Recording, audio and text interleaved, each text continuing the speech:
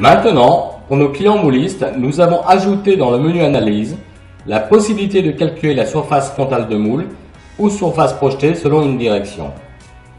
Dans les deux exemples suivants, nous calculons selon les axes principaux X, Y, Z et bien sûr selon la direction de démoulage souhaitée, la surface nécessaire pour les calculs de pression.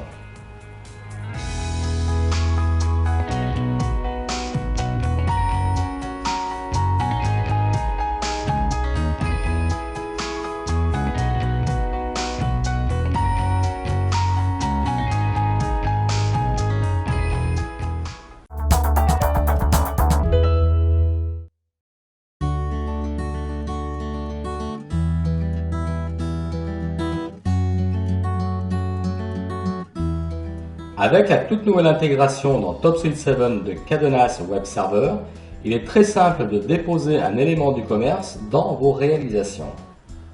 Il vous suffit de disposer d'une connexion Internet et vous allez directement vous servir dans le serveur Cadenas.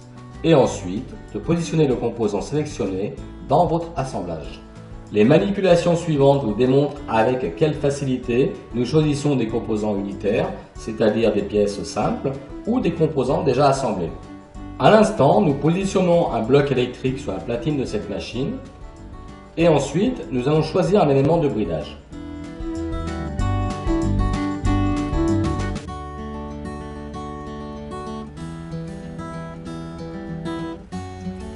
Nous pouvons consulter le site internet de ce fournisseur et positionnons à nouveau l'élément de bridage sur la machine.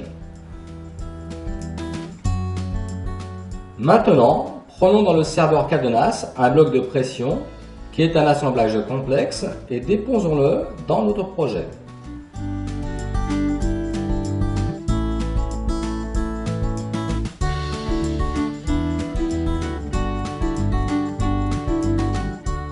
Enfin, nous allons échanger l'élément de bridage par un autre élément de bridage, mais d'un autre fournisseur.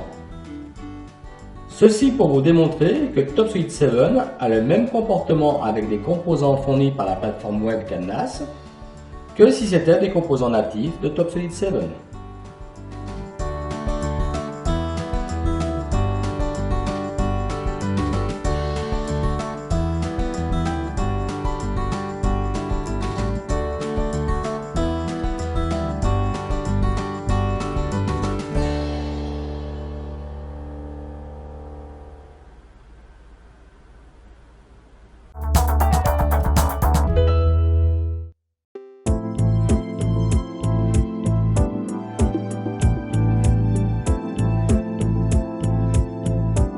Pour nos clients métalliers, nous avons développé une nouvelle fonction de copie d'assemblage par distribution. Nous pouvons répéter des assemblages en nombre d'exemplaires fixes, répartis sur une distance ou distribués selon leur longueur respective. Nous allons vous montrer comment cela fonctionne sur l'exemple d'une barrière constituée de poteaux et de garde-corps. Nous sélectionnons la fonction distribution dans le menu Construction. Nous choisissons sur quel type d'éléments nous voulons distribuer nos assemblages, dans ce cas entre deux points flottants, le premier point et le deuxième point. Puis nous sélectionnons le mode de copie, soit par répartition en nombre fixe ou par jalonnement. Ici 10 poteaux, maintenant 5 poteaux et maintenant 50 poteaux. Changeons de mode de distribution. Passons en mode jalonné. Il faut indiquer la longueur du deuxième composant pour calculer le nombre de poteaux. Ici 500 mm, à nouveau 800 mm et enfin 2 mètres. Choisissons un garde-corps et voici le résultat.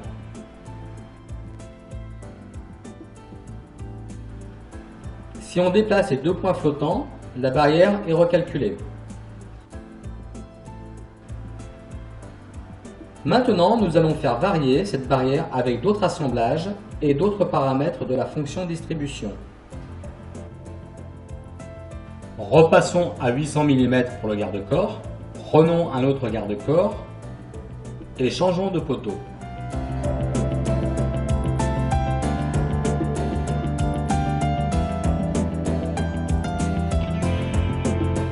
Maintenant, dans les options avancées, nous trouvons la distribution des reliquats, symétrie, ne pas répartir, répartir un poteau de plus, remplir le reste,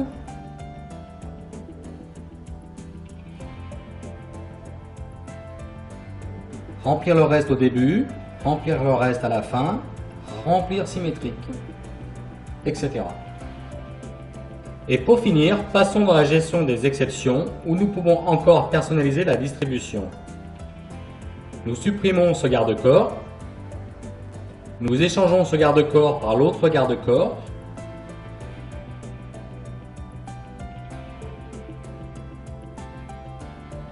nous échangeons ce poteau,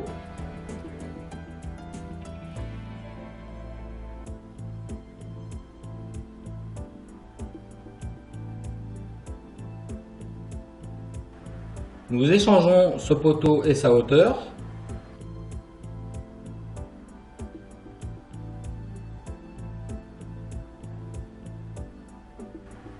et enfin nous reconstruisons la barrière comme au début de la présentation.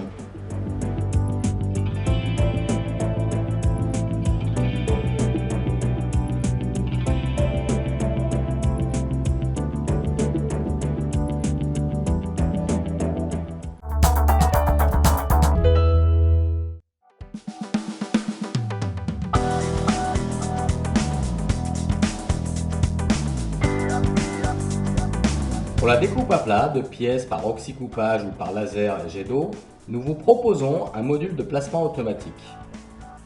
TopSolid 7 disposera automatiquement les pièces qui composent cet ensemble dans des plaques rectangulaires ou de forme quelconque. Pour cela, nous ouvrons un nouveau document nesting où nous insérons les pièces dans une plaque rectangulaire.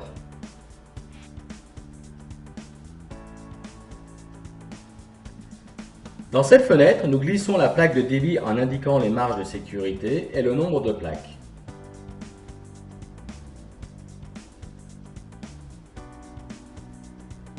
Ensuite, nous glissons les pièces à découper en indiquant la distance minimum entre pièces et les contraintes d'optimisation souhaitées.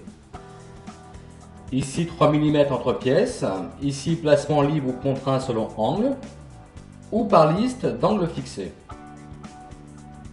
Nous pouvons aussi inclure une pièce à l'intérieur d'une autre pièce. Nous indiquons ensuite la quantité de pièces identiques à placer sur les plaques de débit.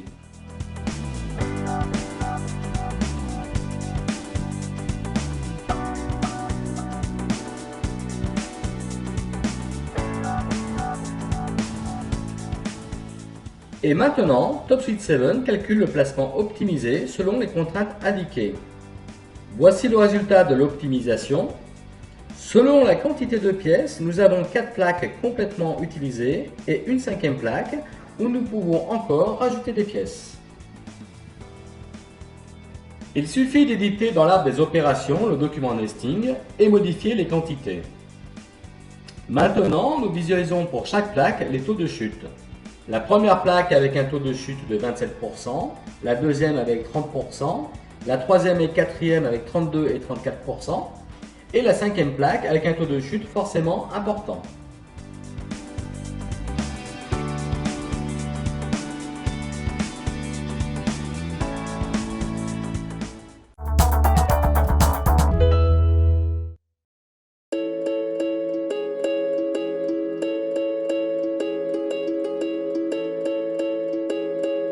Pour les mécanismes nécessitant des cames, nous avons amélioré dans cette version la création de cames tambour.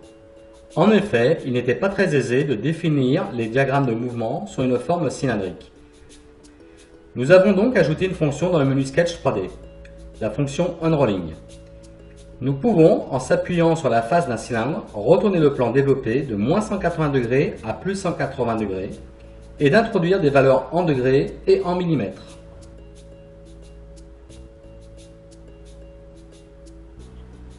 Supprimons ces courbes et recommençons les manipulations. Pour nous aider, nous avons inclus une image de fond représentant les courses radiales et axiales et nous allons redessiner une ou plusieurs esquisses avec les cotations nécessaires. Donc, passons dans le menu Sketch 3D et sélectionnons la fonction Unrolling. Sélectionnons la face du cylindre.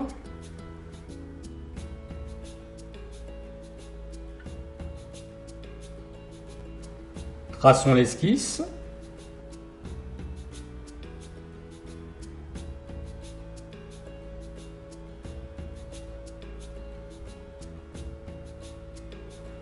Ajoutons quelques dimensions.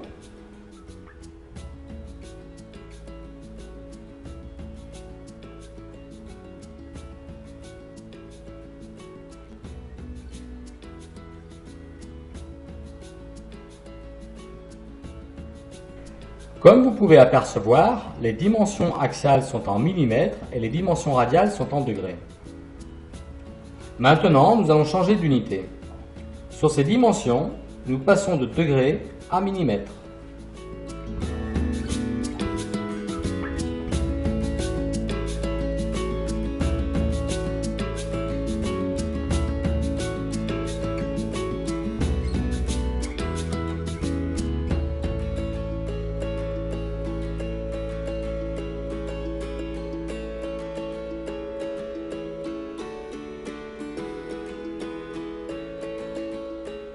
Ajoutons maintenant des congés. Enfin, nous validons ce sketch. L'esquisse est enroulée sur le cylindre. Et pour finir cette cam, nous allons dans le menu solide et utiliser une nouvelle fonction de rainure, la rainure spatiale. Nous montrons l'esquisse enroulée sur le cylindre et nous choisissons une forme rectangulaire de 3 mm par 3 mm.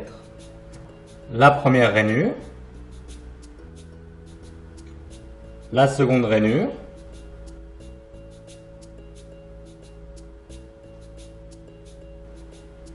et la troisième rainure.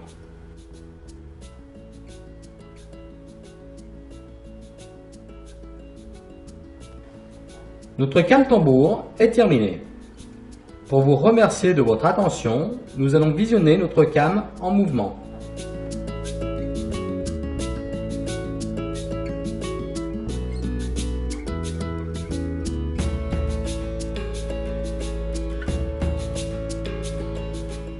Première, point mort, première, seconde,